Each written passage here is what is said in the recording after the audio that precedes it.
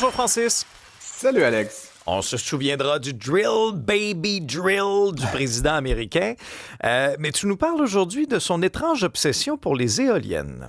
Oui, je sais pas d'où ça lui vient, mais Monsieur Trump là, a comme une phobie là, des moulins à vent. Là. C'est peut-être son petit côté Don Quichotte là, qui remonte à la Ah, surface, peut-être. mais il n'aime pas l'énergie éolienne et c'est totalement irrationnel. Il dit que ça tue des oiseaux, que ça défait les paysages. Là. Bon, c'est des arguments qu'on entend, mais qui sont très, très marginaux là, habituellement. Donc, de voir ça dans la bouche là, du président américain, c'est quand même assez singulier. Ceci dit, donc, il mène vraiment une guerre là, à cette technologie-là. Je pense pas que ça va mener à démanteler des éoliennes déjà installées, mais pour les projets qu'il y avait évidemment aux États-Unis, d'en construire de nouvelles, ben, ça va être beaucoup plus difficile au cours des prochaines années. Il y avait notamment, bon, tu l'as peut-être vu dans la presse ce matin, là, Marmen, une assez grande entreprise là, spécialisée dans le domaine, dont le siège social est à Trois-Rivières, qui avait d'importants projets là, d'éoliennes, notamment en haute mer aux États-Unis. Eh bien, ces projets-là sont pratiquement tous sur la glace. L'entreprise avait un immense projet d'investissement dans le port d'Albany, là, dans l'État de New York, qui a carrément été annulé. Apparemment, on chercherait une autre vocation là, pour le site, là, c'est-à-dire il y aura rien pour Marmen à cet endroit-là. On peut se rabattre sur le fait que Québec, là, Hydro-Québec notamment, a quand même lancé plusieurs appels d'offres dans cet espace-là. Donc, il y aura des projets locaux, mais pour ce qui est là, de l'Amérique du Nord, il va certainement falloir attendre un nouveau président ou du moins les élections de mi-mandat là, pour que ces projets-là soient relancés. Trump aime mieux, tu sais, le bon vieux forage. Trump aime mieux le bon vieux charbon, là. Hein? Ouais, ce qui est assez particulier, c'est que les États-Unis veulent augmenter très significativement. Là, on parle de doubler la quantité d'énergie qui leur est disponible d'ici 2050. C'est sûr que c'est un horizon d'assez long terme, mais sans faire de favoritisme envers une énergie ou une autre, pratiquement tous les experts là, s'entendent pour dire que cet avenir énergétique, il passe par un mix, hein, c'est-à-dire par une variété de sources. Euh, OK, le pétrole, le gaz naturel là, et tout ça, encore une fois, selon notre posture là, sur le réchauffement climatique et autres, mais c'est sûr, là, c'est évident qu'une installation de type éolien et solaire, là, qui sont les deux technologies faciles à déployer, intermittentes, mais quand même, vont faire partie du mix. Donc, que les États-Unis mettre ça en pause pendant une période de 4 ans, ça garantit une seule chose, c'est qu'ils vont accumuler un certain retard, malheureusement, sur leurs projections.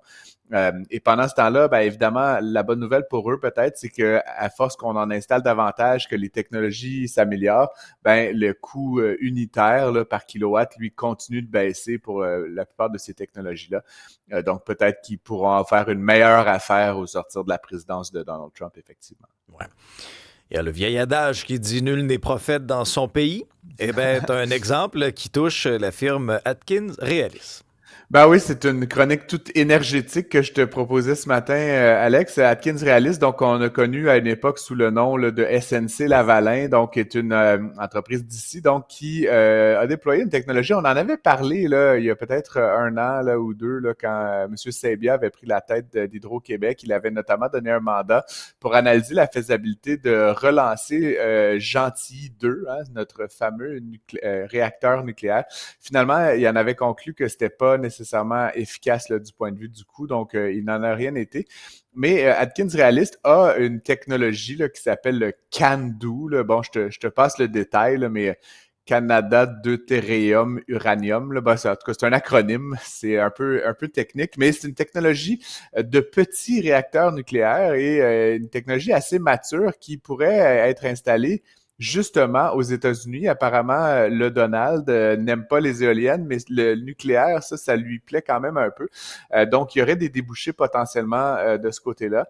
Il y a actuellement là, des centrales CANDU, comme on les appelle, installées un peu partout, notamment en Europe de l'Est. Et donc, Atkins Realis, qui n'a pas beaucoup de débouchés dans son pays d'origine. Hein. On n'est pas très intéressé par la chose au Québec. un petit peu en Ontario, mais pourrait donc trouver des débouchés du côté de nos voisins du Sud. Et étrangement, tu sais, Alex, quand ça vient des affaires comme ça, là, de haute technologie, d'énergie, etc., il n'est nullement question de tarifs. Tu sais, fait qu'on voit que les tarifs, là, c'est comme un peu souvent une façade pour fâcher le petit monde, mais qu'ultimement, quand ce sont de véritables projets infrastructurels dont dépendent les États-Unis pour assurer leur indépendance énergétique puis leur croissance économique, là, soudainement, on est comme dans un autre registre où il n'y a pas vraiment d'obstacle, manifestement. Donc, ça sera intéressant de suivre l'installation de tout ça. Tu sais que le nucléaire, c'est une technologie qui fait des heureux et des malheureux simultanément. Il y a quand même une forte opposition à cette technologie-là.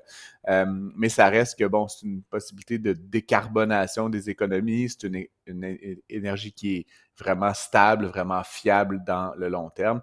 Et si c'est bien géré, comme on pense qu'Atkins réalise, c'est le faire, ben en principe, ça doit pas vraiment être aucunement dangereux. Donc, très intéressant à suivre, évidemment. Et suivi de dossier, Francis, je te relance avec notre collègue Pierre-Olivier Zappa qui dit dans le journal ce matin avoir troqué sa voiture 100% électrique pour son hybride non rechargeable. Et vous savez quoi, dit-il? J'aime ça. Bon, alors tu vois? Mieux. Ben voilà! Il faudra toujours des gens pour nous montrer comment c'était avant, tu sais, des nostalgiques pour revenir en arrière dans la lente marche du progrès, tu sais, comment c'est. Moi, j'ai fait ma paix avec le fait que Pierre-Olivier souhaitait non seulement ne pas participer à ce mouvement-là, mais être un détracteur de la décarbonation de l'économie. Je comprends pas ce qui le motive à faire ces sorties-là, mais ça lui appartient. Je pense qu'il y a quand même beaucoup de Québécois qui se retrouvent là-dedans, puis si ça permet de lui faire des adeptes, grand bien lui en face, mais je reste assez ferme sur ma position. Je pense qu'il n'y a qu'une seule direction dans laquelle se diriger, puis c'est vers l'électrification des transports. Alors, c'est à lire dans le journal ce matin sur nos différentes plateformes.